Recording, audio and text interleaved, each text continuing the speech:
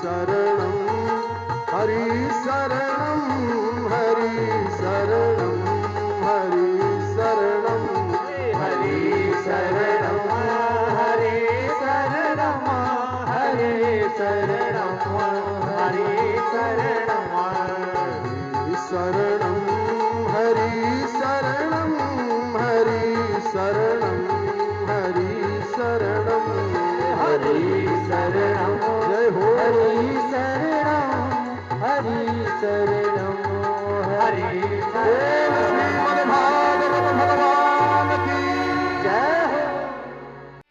भगवान की जब छाया आई, प्रकाश हुआ, देखो इससे सीख भी लेते जाओ। वही देवकी जो हमेशा रोती रहती थी, तड़पती रहती थी, परेशान रहती थी, वही देवकी मुस्कुरा रही है।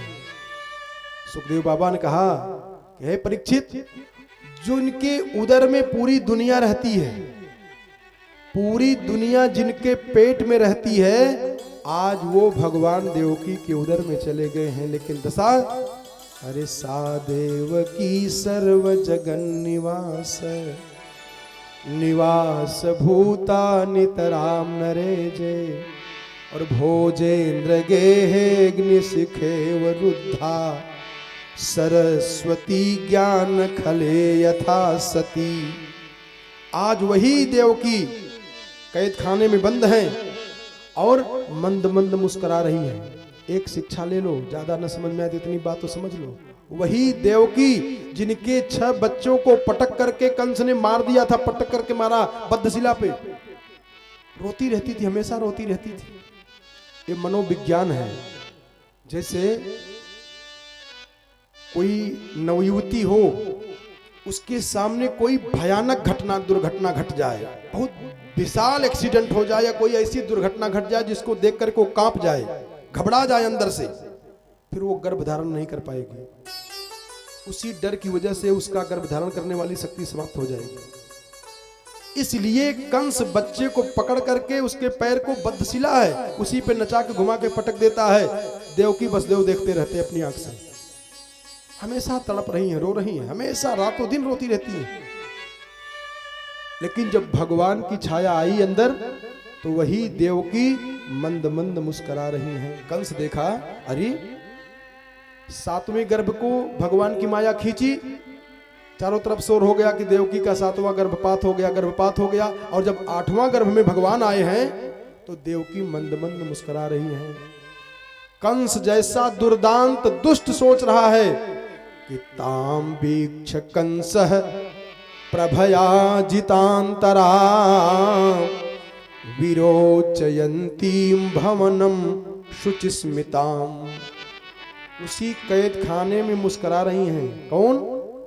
देवकी जी। और कंस मन में सोच रहा है कि आहई समय, अरे आहई समय प्राण हरो हरिर गुहाम। मेरी प्राण को हरने वाला हरि आ गया है, मार दो क्या। लेकिन कंस फिर क्या मन में सोच रहा है कि मध्य तस्मिन करणीय मासुमी, ये मेरी छोटी बहन है और गर्भवती है, ऐसी अवस्था में अगर मैं वध करता हूं तो यह सहस्रियम हंत्यनुकालमायु। ये ज्ञान कंस को हो रहा है कि मेरा यश, मेरी लक्ष्मी, मेरी कीर्ति, ये सब नष्ट हो जाएगी, आयु नष्ट हो जाएगी, इसलिए मारना नहीं चाहिए।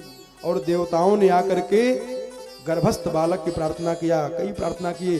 कहते हैं इसके बाद दिशाएं पवित्र हो गई, दिशाएं मंगल हो गई, धरती माता सज जाती हैं। क्यों?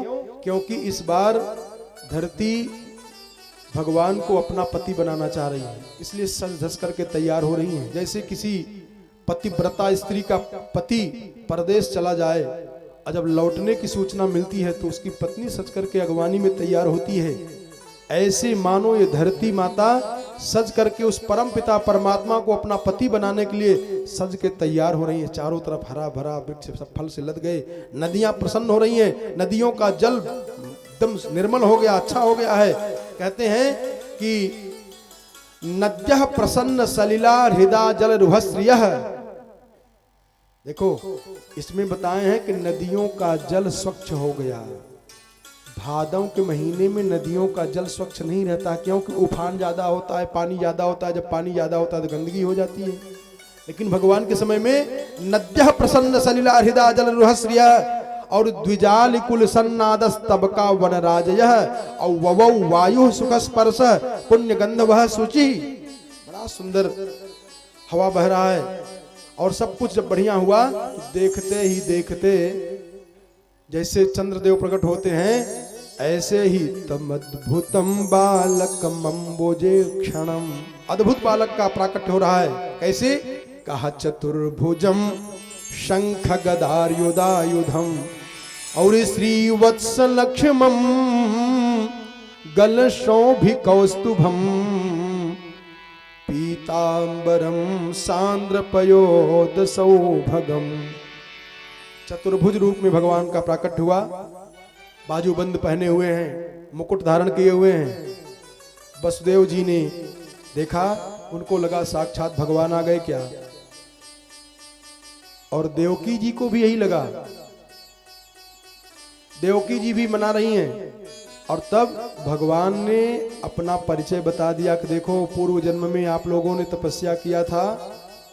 त्वमेव पूर्व सर्गो भूः प्रश्नि स्वायंभुवे सती हरि तदायम सुतपा नाम प्रजापतिर्कल्मषः। पूर्व जन्म में आप सुतपा नाम के कृष्णगर्भ, और कृष्णगर्भी आपकी पत्नी थी, आप दोनों ने बड़ी कठिन तपस्या किया था। तो जब आप लोगों ने तपस्या किया, मैं प्रकट हुआ, तो आप लोगों ने कहा कि मैं आपको पुत्र के रूप में चाहता हूं, वही मैं आया हूं, देख लो, मिलाए चतुर्भुज रूप में। और भगवान ने एक बहुत सुंदर उपदेश कर दिया, बहुत सुंदर तो बहुत ज्यादा सुंदर कह दिए। और एक बात बताए, क्या कहा? युवाम माम पुत्र भावेन, युवाम द्विवचन है, आप दोनों लोग हमको पुत्र भाव से मानो अथवा ब्रह्म भावेन चासकृत। मैंने पहले आपको ब्रह्म का दर्शन दिखाया, कराया चतुर्भुज रूप में, तो चाहे इस रूप को अपने हृदय में धारण करके हमको भगवान मान करके हम में मन लगा लो, अथवा अब मैं आपका बेटा बन रहा हूं, तो चाहे पुत्र का ममत्व हमारे ऊपर कर लीजिए और चाहे भगवान मान करके हम में मन लगा दीजिए। चिंतयन्तौ कृतस्नेहौ यास्येथे मद गतिम पराम। किसी भी प्रकार से हमारा चिंतन कर लो, मनन कर लो, कल्याण हो जाएगा। और तब भगवान ने कहा कि हमको भेज दो गोकुल में। क्या बात है, गोकुल क्या है? कहा गोकुल में भेज दो और गोकुल से हमारी माया को तुम यहां लेकर के चले आओ। वसुदेव जी सूप पर लेकर के चलते हैं भगवान को। ऐसा है ना कथा में कि सूप के ऊपर भगवान को रखे और बेड़ियां हथकनियां सब खुल गई, पहरेदार सो गए। और जब वसुदेव जी लेके चलते हैं तो बादल घेरे हुए हैं, बरसात हो रही है। क्यों?